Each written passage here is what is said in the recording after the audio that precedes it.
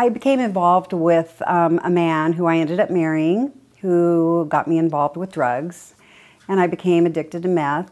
This is Debi Campbell, a 58-year-old mother and grandmother who spent almost 17 years in a federal prison for her involvement with a methamphetamine ring. We were sentenced under the mandatory minimum in the federal sentencing guidelines.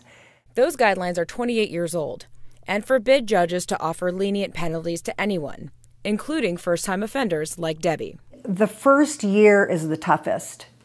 That's when you're taken out of society, you're put in a county jail.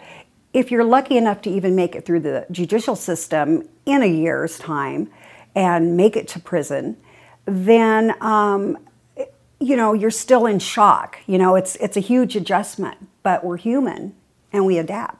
Look what's happening here. Look at the lives that are being destroyed and the money, taxpayer dollars that are, being wasted for people to sit, for years doing absolutely nothing when they could be, productive members of society. It's important now because everybody seems to be on board. It's got bipartisan support.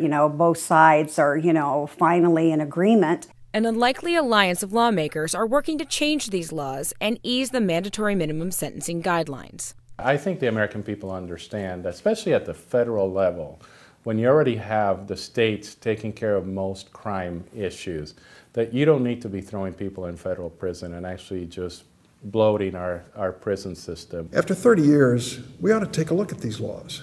These aren't, the 10 Commandments. For a 22-year-old kid to make a mistake and be in jail till they're 50 or 60 years old, it's just not an appropriate punishment. There's something wrong with our method and system of incarceration in America. You don't solve crime by just throwing people in prison indefinitely, but you also don't solve it by ignoring the law. There's this Willie Horton thing that hangs over every one of these conversations.